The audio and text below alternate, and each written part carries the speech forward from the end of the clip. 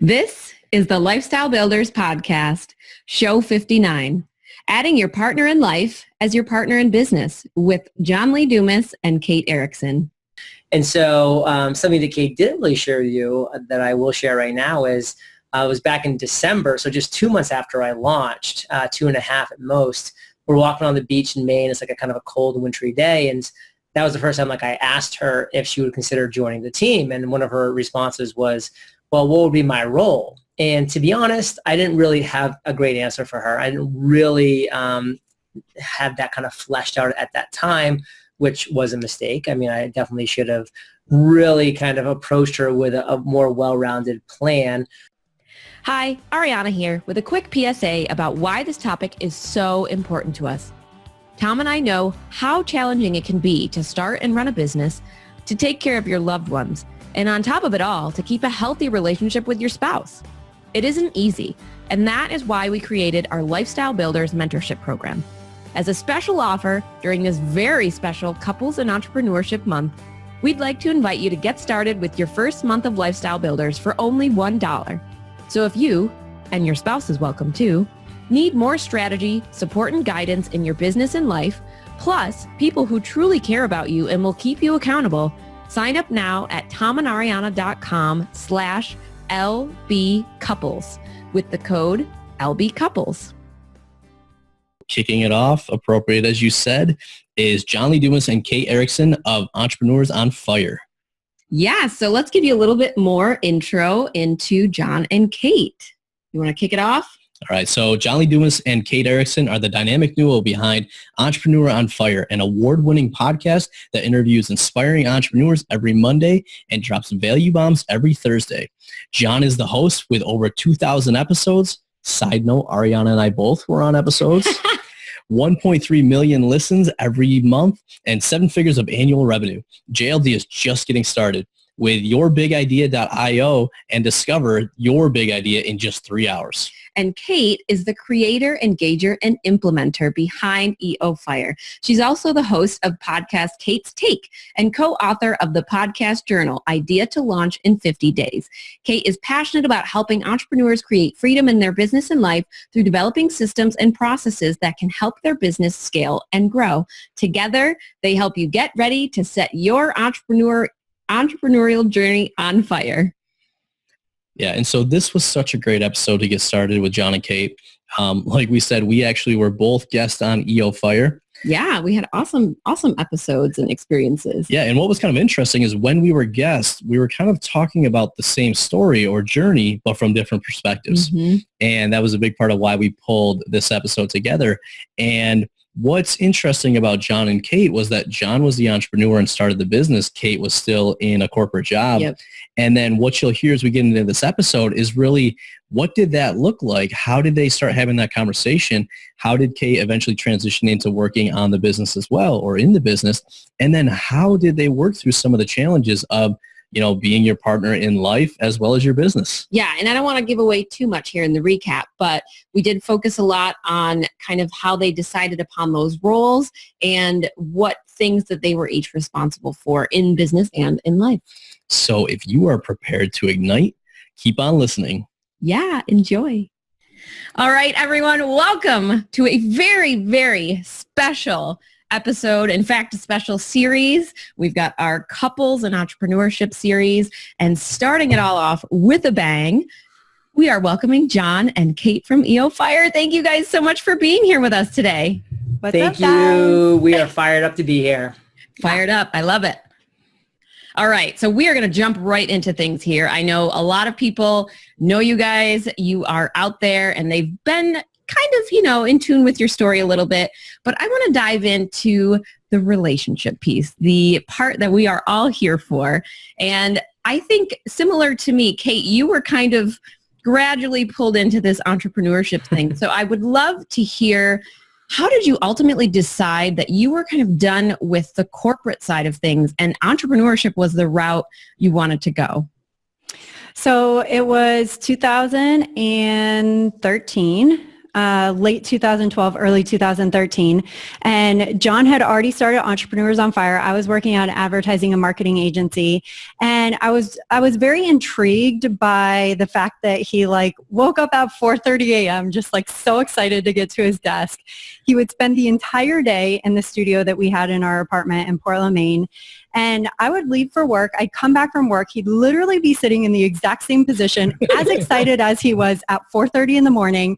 And I'm like, I just went through what I feel was war zones at work, getting all this stuff thrown at me, being blamed for all this stuff, having so much pressure on my shoulders for advertising and marketing campaigns. I would come home completely drained. Yet here's John, as excited as he was 12 hours ago about life and everything. So I was like, there's got to be something to this. And that's kind of when he had started taking off with Entrepreneurs on Fire, gaining listeners, people requesting to have his coaching and his mentorship. And the momentum was really strong. And so we kind of started talking about the idea of would you, John saying, would you want to do the same thing that I'm doing? We could work together. I could bring you on the team and we could do some really powerful things together. So that's how the conversation started. And that's ultimately when I was I feel like my days could be so much better. I was gonna say, so I'm curious because John, most people know your story and starting off, and it was, a slow kind of initial 6 months getting everything together, but then you hit your stride and you had your days going, and I've been on EOFire and you were a machine with just recording those podcasts and getting everything ready to go.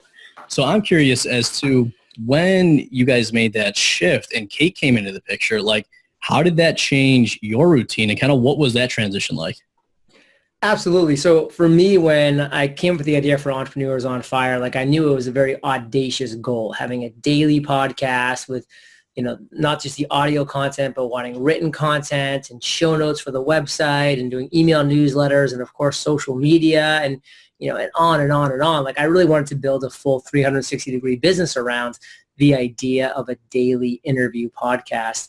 And so something that Kate didn't really share with you that I will share right now is it was back in December, so just 2 months after I launched, 2.5 at most. We're walking on the beach in Maine. It's a kind of a cold, wintry day, and that was the first time I asked her if she would consider joining the team, and one of her responses was, well, what would be my role? And to be honest, I didn't really have a great answer for her. I didn't really have that kind of fleshed out at that time, which was a mistake. I mean, I definitely should have really kind of approached her with a more well-rounded plan.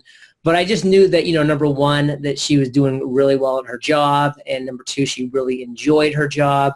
And so I was just kind of talking more of oh, it'd be great if you came on the team. I know it's probably not possible now or whatever, especially because Entrepreneurs on Fire isn't generating any revenue at the 2-month mark.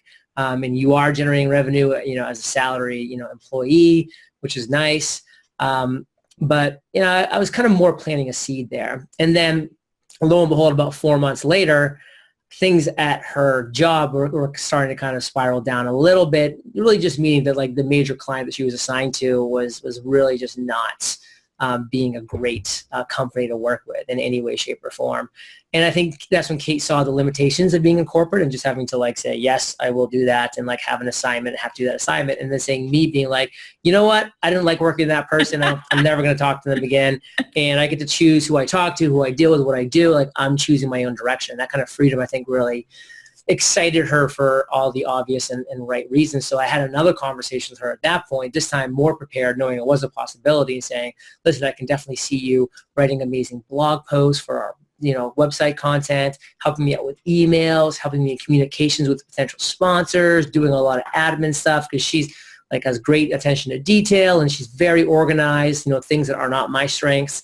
So bringing that on the team, I knew that she'd be filling a void of a lot of the areas that I needed to be filled. And, I had a virtual assistant at the time that was doing some good things, but, a 40-hour per week Filipino virtual assistant is not going to have the same level of commitment to the business or really just ability as Kate, who knows me so well, knows my ideas, my visions, my branding, and exactly, what I've been doing over the last 6 months and what I wanted to accomplish.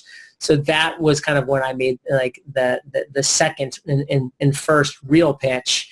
and brought her on board because I had, and I think the kind of, the big takeaway there is like when you are going to have this conversation, whoever's going to be initiating it, you should have a well-formulated plan. Like, hey, listen, this is where I can see you fitting in. This is what I can see you doing day to day, because we're human beings, and like waking up and like not really knowing what to do next is kind of a scary feeling because, 70,000 years ago, if you woke up and didn't know what to do, you were probably going to die because you had to get up, you had to go find food, you had to go find water, you had to find heat, protection, shelter.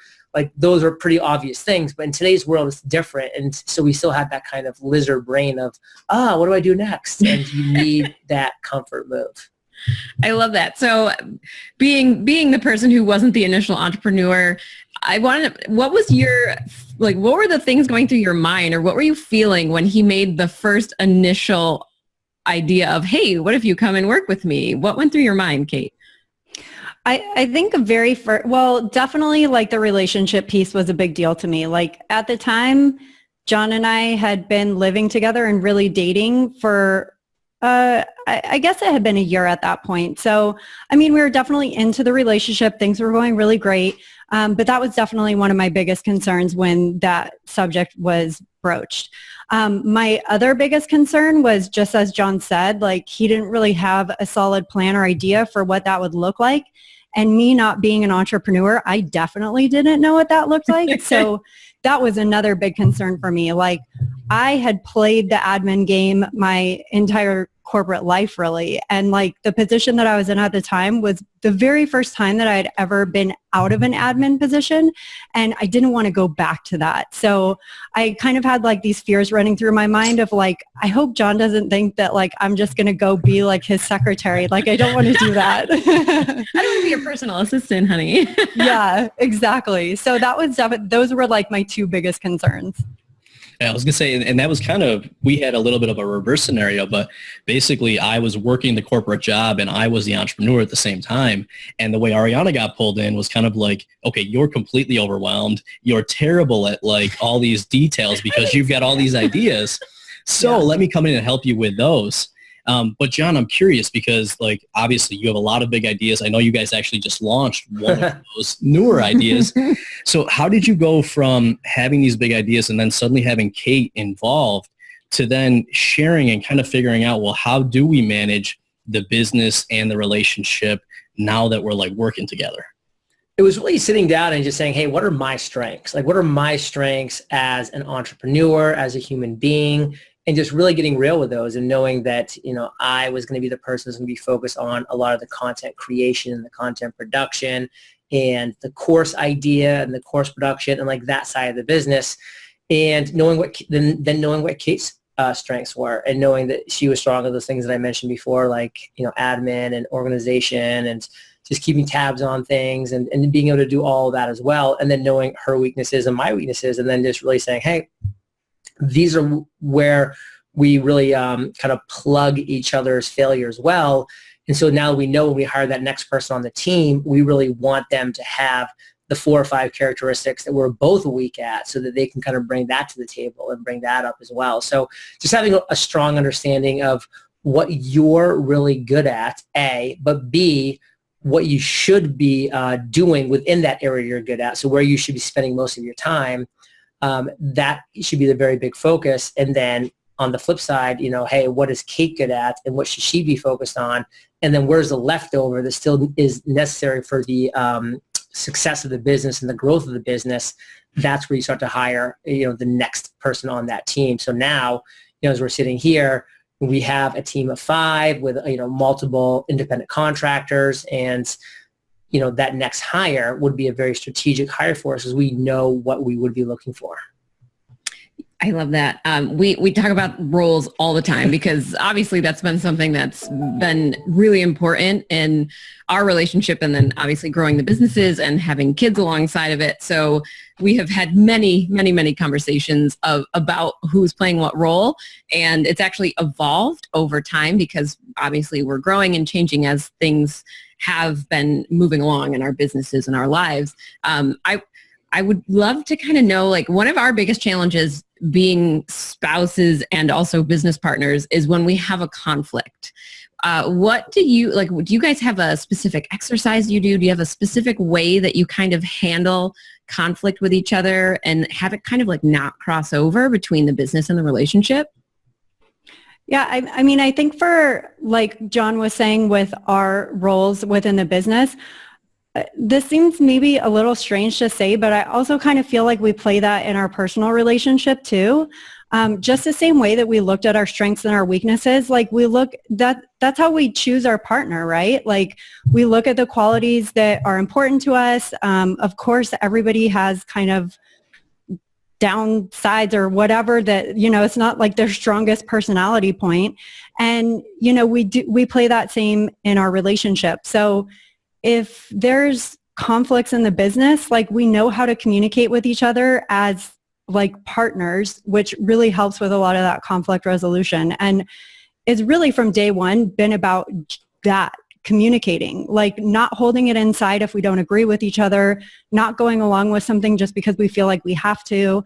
And there's been multiple times where, like when I talk about the personality play, John's much more of like a strong personality. He likes to take risks. He's not afraid to put himself out there. Like, yeah, he gets an idea and like in his head, he's already done it. Mm. And so, there's been lots of times where he'll come in and share an idea or a launch or like something that he wants to do to really shake things up. And I'm playing into the personality that I know about him in our relationship and trying to resolve that business conflict and saying like, I don't think that's a good idea. Here's why. And I use my strengths to back up my argument. And you know what? There's been times where John's like, you know what? You're right. Like, I didn't think about that kind of stuff. Let's talk about this more. And there's been other times where he's like, I feel really, really strongly about doing it this way. And that's when I'm like, okay, this guy knows what he's doing because obviously. So I'm like, okay, I could get on board with that. So, it's about compromising too, just like you do in your relationship. It's the same thing in the business. John, what would you say? Yeah, I was going to say John? No, go ahead. No, good. I was going to say, because one of the things that we found was that we were opposite personalities, and early on we didn't know that. And it was like when these conflicts came up, we were seeing it as a challenge rather than once we started figuring that out, it was like actually we're plugging each other's holes. Mm-hmm. But one of the things that I'm interested in hearing about is and obviously you guys have had some really good success. And what we've seen a lot of people do is early on, we're all struggling and we're kind of in this like survive mode, just like do whatever we can to make the business model work, get the money coming in. But then eventually you shift to a point where it's like, okay, we've got more than enough money coming in, everything's covered. And what we've seen a lot of entrepreneurs do is kind of shift into this, thrive mode where it's like, now it's no longer about kind of us surviving, but it's really about having that bigger impact. Obviously, you guys have had a lot of that impact, but going forward, what does that look like for you guys? Like, why do you continue doing what you do, even though you're covered? There is a quote that I really do love, just the essence behind it and the meaning behind it, which is success to significance. And we have been able to achieve a lot of success. I mean, we've been running a multi-million-dollar business for many years now. We've been able to build up, a great nest egg, built by a beautiful home, carry absolutely no debt. I mean, like we've really checked all those boxes that you've just mentioned about, getting past that kind of just survival mode, which we were definitely in for sure. But over the years, we've been able to get out of that and then move into the kind of thrive mode. And for me, it's always then looking at that, okay, we've achieved success, some level of success, and I want to keep turning that success up. But how do we really make that success also significant? So how do we continue to level up our magnitude of success while further amplifying the significance that we can bring to the world? So for instance, when we did our Kickstarter campaigns for the Freedom Journal and the Mastery Journal back in 2016 and 2017, I didn't want it to just be about raising money to fund these journals or for people to get behind these journals as we were going forward with that. I wanted it to be for significance as well. Like I definitely wanted to be successful both financially and as an overall campaign, but I wanted there to be significance attached to that. And that's why we brought Pencils of Promise in as a partner. And through that, we've now been able to build over 3 schools. And I say over because we're actually coming up on our $100,000 donation point where we will have officially built 4 schools in two in Ghana, and there's going to be two in Guatemala. And Kate and I actually just took a trip to Guatemala to see the schools that are being built there, and the ones that we were responsible for. And it was just like an incredible experience to see what significance means. Because yes, you can have a lot of money and a lot of money in the bank, and it's important because the economy is going to cycle. There's going to be a crash that comes tomorrow or in 10 years. Nobody knows when, but there's going to be that downturn, and you need to be able to weather that storm. And then you need to be able to come out of that stronger or at least alive, so you can continue to kind of grow from that point. But within that, like how are you still adding significance today? Like not waiting until, you're leaving a quote unquote legacy, on your deathbed. So for me, it was the impact of seeing it now, of realizing I want to take success and bring it towards that significance level, with those specific examples of Pencils of Promise. And there's things that we're continuing to look at doing, like here in Puerto Rico, 10 months ago, had a devastating hurricane that the island is still recovering from. And so, we've done things like adopt 10 Puerto Rican families so that we can help them get through with some of the necessities, and just do things like that when we can. But at the same time saying, hey, we still need to be able to fund to run our business because it's expensive. We still need to be able to add fuel to the fire because, yes, maybe I could write a check for $5 million right now to a charity, but if I did that, then I'd basically be starting at square one. Wouldn't it be cool if I did some things now that would be awesome, on a legitimate scale, but a reasonable scale, and then be able to write a check for $50 million, in 10 years. Like that could be a really cool thing. So just kind of weighing the two and always realizing that we need to say, listen, there's both sides of the equation. We want to be successful. We want to be significant. Let's focus on that, the fine line in between. Yeah, I love that. I think, that significance or like making the impact is a really big buzzword for a lot of people right now. And there's a lot of weight behind it. But I think doing it that way, how you talked about like making sure you're still being smart about making your business is able to run, making sure that you have all that you need, and then also going out and growing your business so that you can have an even bigger impact and give more significance out there is a really smart way to look at it. Well, to that point, because I think this is important, because there's a lot of mindset issues that people struggle with around money. Like a lot of people think that they have a fear of failure, and they do. They think they have a fear, of running out of money, and they do. But a lot of people have a fear of success, and it's a lot of times subconscious. And there's a great book, Secrets of the Millionaire Mind. I interviewed the author, T. Harv Eker, and he talks so eloquently about this, how there's so much self-sabotage going out there. And not like, people bursting into flames self-sabotage, but it's just little things that we might not even see that people are doing to themselves to self-sabotage because they have this fear of success. And there's a lot of deep reasons as to why that is the case. So you really need to look at it like this. Like you are obligated to generate revenue, because if you generate revenue, guess what? That is a direct reflection of the value that you're giving to the world. If you're making a lot of money and you're doing it the right way, then you're giving a ton of impact to the world. Like I know when we sell a ton of Freedom and Mastery journals and Podcast Paradise and Real Revenue and all these different things, like, and we're making all this revenue, like I know that's because we're giving so much value to this world. And so people need to have that idea and that mentality and flip that switch if they need to, of saying, I'm obligated to make money. Because if I don't keep making money that I can use to pay the bills, we all have responsibilities, then I'm not going to be able to keep doing the things that I'm adding value in with the world. So if you really believe in what you're doing, if you really believe that you are making an impact and that you have value to give to the world, you're obligated to come up with the right plan to make as much money as you can. And hey, if you feel like you may have too much money in the bank, give some of it away. And that's what we've done.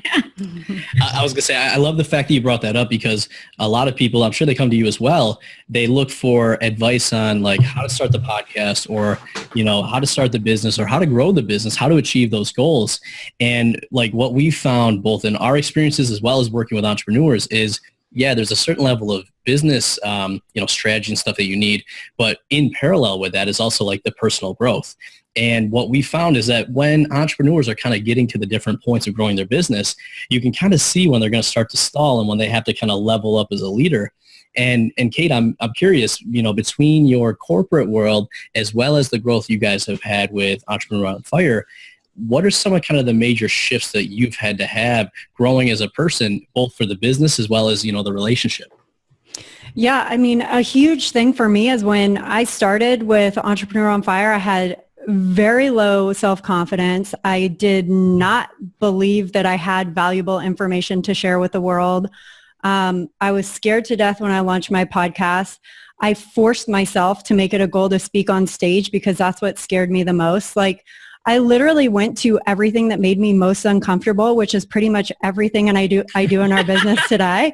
And I forced myself to make that a goal in order to get there because I knew it was going to be such huge growth for me personally. And I knew that I wasn't going to be able to make the impact in the business that both John and I wanted to reach our goals if I wasn't playing on that level. So, I did a lot of training. I did again, like I said, set like some pretty audacious goals for myself, knowing that they were going to make me super uncomfortable. I hired mentors to help me in those stages, like a speaking mentor, because my first time on stage, like I wanted to cry and like run and like so many different things at the same time. And, having that level of support, having a mentor, having somebody to kind of walk you through that and to literally treat it as like, I just need to take the next step. I don't need to go from now to like, keynote speaker making $10,000. Like, I just need to get up on stage for the first time because I know that once I can make that happen, then I can make the next step after that. So it's been a lot of like very progressive stuff that I've done. And again, I knew that I wasn't going to be able to make the impact in the business that both John and I wanted if I wasn't doing that stuff. All right. So before we wrap things up, because I do want to respect both of your time, and I know that you granted us this interview together, which we so much appreciate. What is one thing you would like listeners to take away from your story as a couple of entrepreneurs that are working together? First. I think for me, it's just that, working together isn't for everyone. Like, I understand that. I appreciate that. I respect that. But I feel like if you don't give it that chance, that you're missing out on a whole another level of personal relationship that I strongly believe John and I wouldn't have if we weren't working together. I think it's the most amazing move that we've made. I was so scared to join the team back then, but I can't imagine our life, where we're both at in our lives personally, where the business is at right now. None of that would be the case if we wouldn't have done this. So talk about it, have some serious conversations around it, and be willing to take that leap and try it. Yeah, John? If you are very passionate about what you do in life, like if you're very excited about the entrepreneurial venture that you've chosen, it's something that you're going to want to eat, breathe, sleep. I mean, you are going to want to be in it all the time. And if there's a massive divide between you and your significant other, whereas like you're so excited, you're bubbling over and like you just want to share it and talk about it, like especially with the one that you love, and you're just going to get in like a blank stare back like, oh, that's nice, honey. Like, yeah, go do your thing. Like that, honestly, that's going to be a problem. I mean, it's not like a deal breaker, obviously, but I mean, it's one of those things where, it just amplifies everything when you have somebody that you care about to a very high level that you can share, your innermost excitements, fears, successes, wins. Like when Kate and I have a big success on a webinar or a course or this or that or a talk, and it's amazing to be able to celebrate those wins together. And then it's just so nice to be able to share the losses together and the flops and the mistakes and the setbacks, because it just is like spreading out that pain and that disappointment. And so it's just the best of all worlds. And again, I don't think that every entrepreneur needs their significant other to be like working with them on the team. But I think it's so important that you can share this journey with that person, because it's such a journey of a roller coaster of the ups and the downs. And when you have that person who gets it, who understands it, who's sympathetic, who's supportive, and all of these different things, it's just going to make it such a more meaningful overall experience. And that's why like when I saw this as an opportunity to come on and chat, about this specific topic, I said, this is a really important topic because I do feel strongly about it. I've seen a lot of people do it right. I've seen a lot of people do it wrong. So I think that you guys are doing a really good job here getting some great information out there. Thank you. Thank you so much. And I know, obviously everyone is going to probably have heard of Entrepreneurs on Fire, but if they don't know how to get in touch with you, Kate, what's the best way for someone to reach out to you, John? Everything that we put together that goes down is over at EOFire.com. Awesome. All right, you guys, it's been another great episode with Tom and Ariana, your hosts and lifestyle builders, and we want to extend a huge thank you to you, John and Kate, for coming on with us today and just sharing the wisdom and some of your experiences as working together in your business. Thank you guys for having us. Thank you. Yeah, absolutely. And for everyone listening, just remember, it's your life, your business, your way. We'll see you next time. Bye.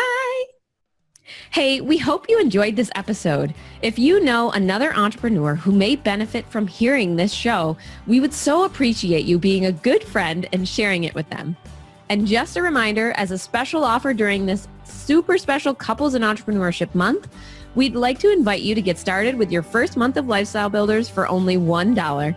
Sign up now at tomandariana.com/LBcouples with the promo code LBcouples. Are you a Lifestyle Builders podcast fan? We'd love to hear from you. Head on over to tomandariana.com/iTunes and leave us a review.